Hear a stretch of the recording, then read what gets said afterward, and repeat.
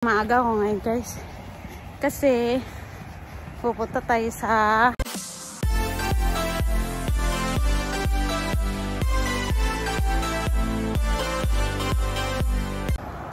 good morning. Maaga ko ngayon guys kasi pupunta tayo sa yung araw sakit sa mata. Kasi nga wala pa akong tulog. Sanay ako sa walang tulog sa gabi. Umuusok-usok pa yung bunganga ko magsalita kasi malamig. Ngayon guys, umaga. Time check natin is 8:33 AM. So wala pa akong tulog mula kagabi. Kasi nga whole day yesterday natulog ako. So kagabi, hindi ako nakatulog.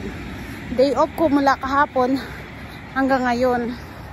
So, kahapon may invite ako sa birthday, pero hindi ako nakapunta kasi nga, natulog ako guys. Kasi talagang mabigat yung katawan ko sa pagod sa trabaho. At nung isang araw may invite din ako, hindi rin ako nakapunta. Maraming nag-i-invite, pero hindi ako nakakapunta. Gawa nga ng pagod sa trabaho. Pero today is hindi na ako makatanggi or hindi ko na ma-cancel ngayon yung appointment ko sa birthday kasi nga ang magbe-birthday ay anak ng aking manager. Kaya kailangan ko guys na pumunta. Medyo late na nga ako pero I think yung yung bus nandiyan na. 7 minutes lang naman aantayin kong bus. Ito yung view sa umaga. Tingnan nyo, ang ganda ng mga dahon. Na siya, nagpapalit na magwi-winter na siya guys, kaya yung mga dahon na nakikita nyo nag-yellow na siya, di ba? Ang ganda, ayan, nag-yellow na siya guys. Yan yung, ang ganda mga ibon. Yan yung sinyalis na malapit na ang winter. Yan na guys, puro dilaw na yung mga puno. So ayun nga guys, kausap ko yung manager ko. Punta daw ako sa baba lang daw ako doon sa may McDonald's, sa likod lang daw na yun. So yun, nandito na ako guys, naglalakad ako, hinahanap ko yung bahay ng manager. Hinahanap ko. Dito na yun daw Lamig. Hinaano ko ng lamig ba? Malamig. So guys, nga. Nag-shades ako kasi nga wala pang tulog mula kagabi. So pauwi na ako guys. Galing dun sa bahay ng manager ko. At syempre, hindi mawala sa mga Pilipino ang may take home. Yan.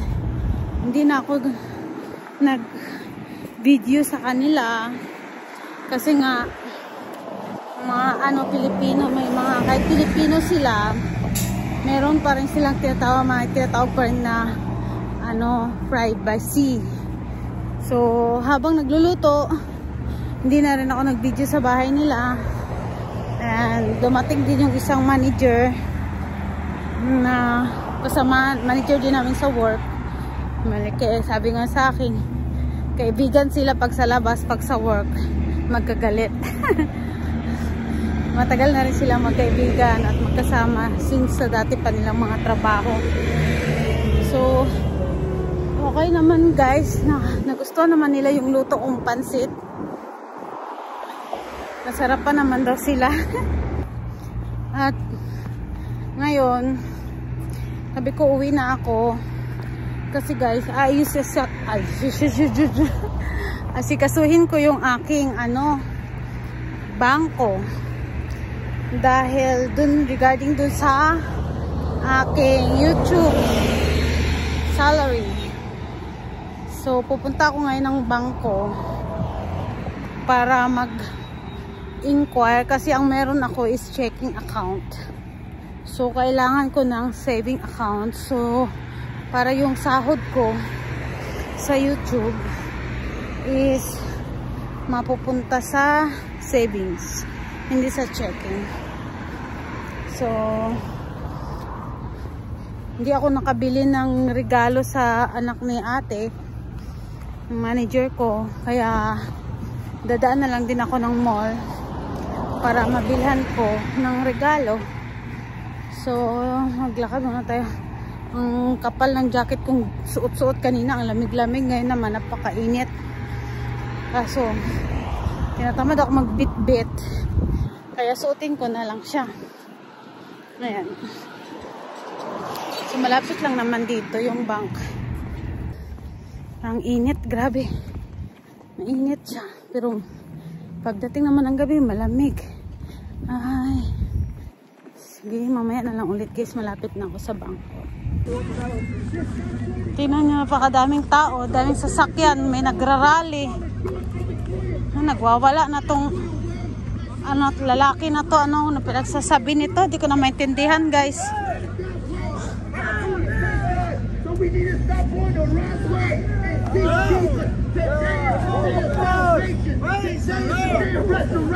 Today is the day of redemption. And you got it called by the name. Call on the name of the Lord. Praise God. He is the way. He is the truth. He is the light.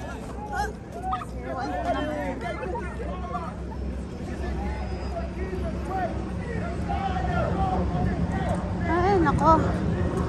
Habol natin yung bus. Ayun.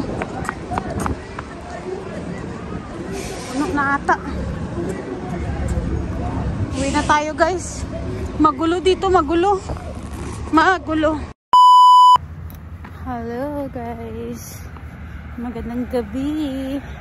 Medyo madilim. Pasensya na kayo, madilim. At ito ako ay naglalakad papunta sa aking work. Ang bus ay delay ng 9 minutes. So maglakad na lang ako guys kaysa malate ako sa work. Kanina guys, habang ako pa sakay ng train,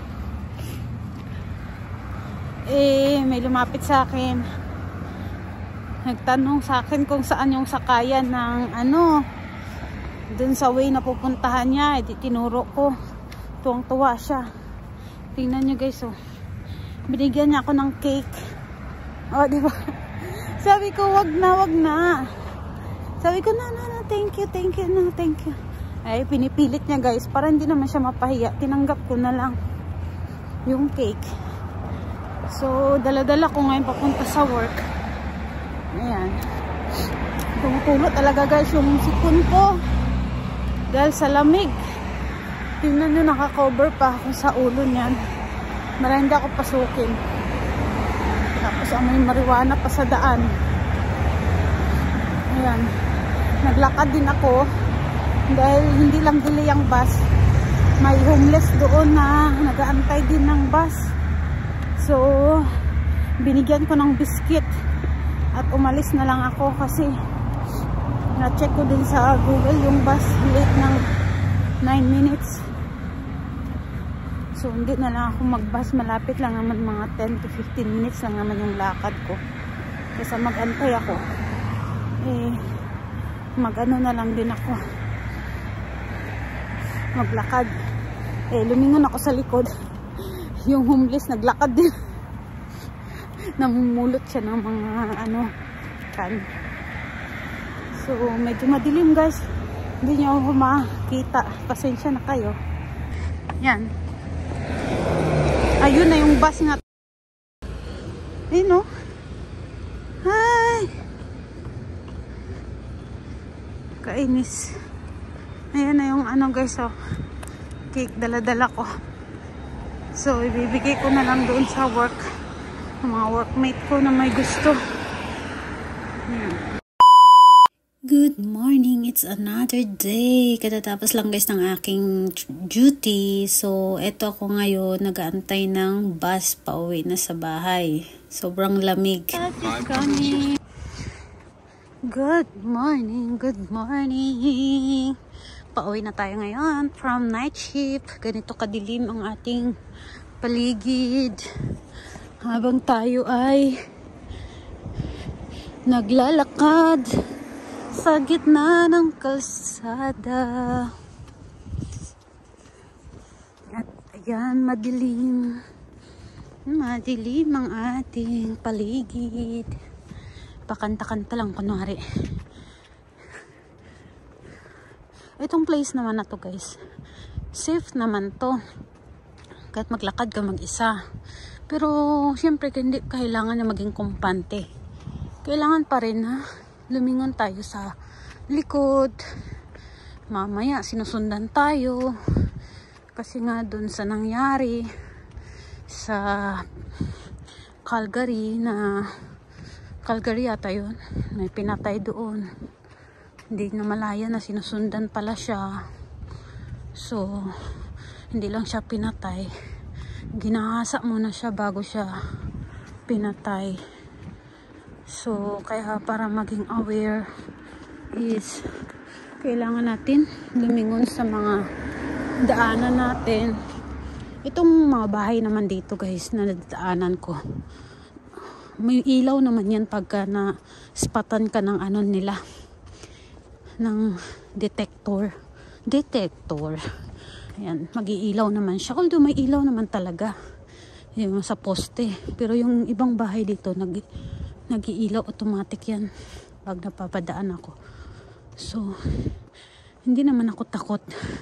Actually, dito sa part na tong area. Doon lang sa may downtown. Kasi nga, marami doong, mga sabog. So, kailangan ingat ako. Pag may mga kotse na nakikita ko yung nakahinto, kailangan kong i-make sure na yung bago ko madaanan, walang tao sa loob. Baka mamaya buksan nila at ipasok lang ako dyan guys. Diba? So, bago ako niyan dumaan, nag-ano muna ako niyan. Masid-masid ko may tao. Pagka may tao, iiwas ako, tatawid ako sa kabila. Kasi mahirap na. So, ayan guys, nandito na tayo. So, thank you for watching. Malapit na tayong magkasahod. Thank you guys.